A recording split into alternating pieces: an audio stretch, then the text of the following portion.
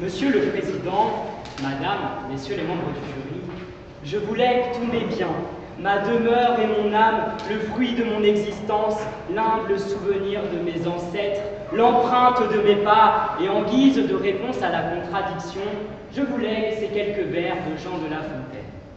Un riche laboureur, sentant sa mort prochaine, fit venir ses enfants, leur parla sans témoin.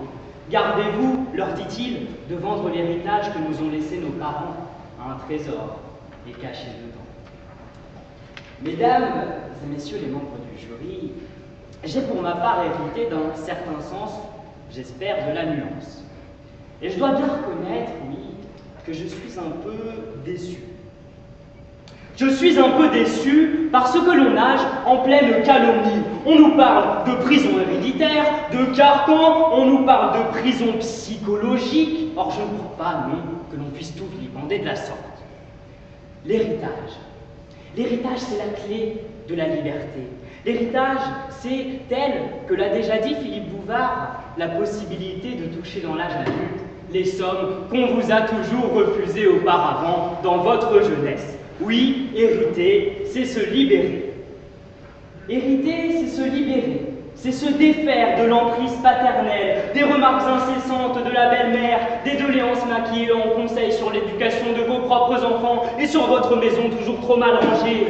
Ce n'est qu'en héritant que le fils assujetti s'évade du bagne dans lequel le plongeait la tyrannie du pater familias.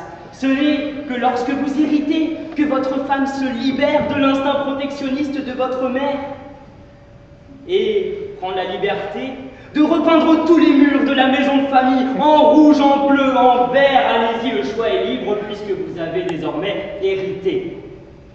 L'espoir d'un prochain héritage suffit pour adoucir dans le cœur du légataire le sentiment de regret que devrait y laisser la perte du défunt, ainsi que l'écrivait Miguel de Cervantes dans Don Quichotte. Et l'héritage est le moment précis où, d'une peine inconsidérée, on prend goût à posséder ces objets sans valeur, ces bibelots, ces souvenirs des temps passés avec la grand-mère qui vient de s'éteindre. L'héritage n'est pas une prison. Il nous libère de notre deuil et atténue notre peine. On pleure une dernière fois, on retrace les dernières volontés d'un proche, et on finit par sourire, voyant partir cet être cher qui laissera sur son sillage les valeurs, les préceptes et les fameuses expressions que l'on évoquera d'ailleurs à titre d'hommage au prochain dîner de famille. C'est cela dont on hérite. Et Ronald Ross nous l'enseignait. C'est parfois l'homme le plus pauvre qui laisse à ses enfants l'héritage le plus riche. En effet, l'héritage ne se borne pas à de simples biens immobiliers placés sous l'empire d'un certain despotisme fiscal. L'héritage est la symbiose du souvenir et du futur, le trait d'union qui relie le passé à l'avenir. Et puisque j'aborde la fiscalité, si tant est que l'héritage soit un poids, si tant est qu'il ne soit qu'un ensemble de charges qui accablent l'homme, ce n'est pas pour autant l'héritage qui est une prison. L'héritage peut être le prisonnier de ce régime juridique sévère, j'en conviens, mais jamais le carcan lui-même.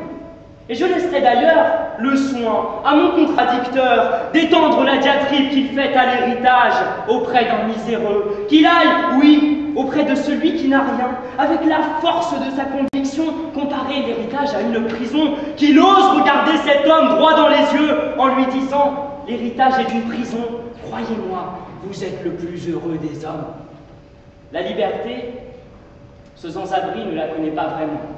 Il a le monde devant lui, mais il n'a pas la chance d'en hériter, assis, seul tout simplement, en marge de la société. Alors, comme le disait ma grand-mère de son vécu, parlons peu, mais parlons bien. Cessons d'assimiler au carcan ce qui ne fait jamais que nous libérer, au contraire. C'est par l'héritage que se transmet le savoir de l'homme. C'est par l'héritage qu'il se libère des chaînes de l'ignorance pour devenir un être avisé, qui réfléchit, qui crée, qui travaille. Et je pense ici à ces métiers d'artisans, à ces boulangers de père en fils, où le brio finalement est libéré grâce à l'héritage qu'est l'apprentissage. En effet, les 4 fils d'André Charles Boulle n'avaient-ils pas vu leur talent se libérer lorsqu'ils héritaient du savoir-faire d'un des plus grands maîtres ébénistes? La pensée de Platon n'avait-elle pas trouvé un moyen de s'élever lorsqu'elle héritait des enseignements de Socrate? N'avons-nous pas, nous-mêmes, hérité des plus grandes pensées, des plus grandes proclamations de liberté? Cela même que mon contradicteur s'efforce de nous présenter comme une prison, un cachot. Que serions-nous sans le legs de ces grands principes qui gouvernent aujourd'hui l'état de droit? Que serions-nous sans l'héritage, si ce n'est des hommes emprisonnés dans leur nature de primates, un bâton à la main et en guise de parole, un gémissement bestial? Ne pas hériter, c'est être condamné à la perpétuité sans jamais connaître les vertus du progrès, de l'essor. En effet, tel que le chantait un poète de ce qu'on pourrait appeler la poésie du bitume, c'est grâce à l'héritage que l'homme singe devient homme sage.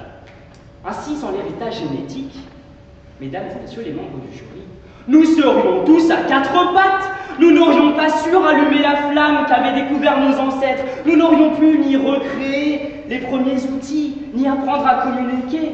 Et l'homme tel que nous le voyons aujourd'hui n'aurait jamais été. Pas d'héritage, pas d'évolution de l'espèce, pas de société, pas de droit, pas de faculté, pas de concours de plaidoirie.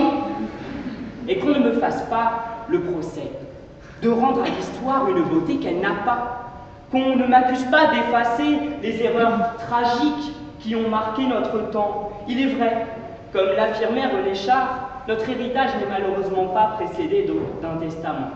Il est vrai, oui, qu'il laisse parfois un souvenir amer, douloureux du passé. Mais quel enseignement tirions-nous de la Shoah, du génocide arménien, si l'on s'obstinait à accabler de reproches la mémoire de ces funestes événements? L'héritage de ce genre de fléau, d'infamie, ne peut que libérer les hommes de leurs bêtises naturelles. Alors oui, héritons pour être libres. Et je citerai moi aussi Jean-Christ Marx, exactement la même formule. Je trouve qu'elle convient mieux dans ma plaidoirie, cela dit. Nous n'aurons de chance d'être nous-mêmes, effectivement, que si nous nous réfugions aucune part de l'héritage ancestral. Alors que l'on apprenne, que l'on transmette. Héritons de génération en génération du savoir, de l'expérience des anciens. Car comme l'a déjà dit Junot Díaz, un esprit ne peut être en bonne santé que s'il se nourrit de l'héritage du passé. En définitive, vous connaissez sans doute cette phrase de Victor Hugo: ouvrez une école, vous fermerez une prison.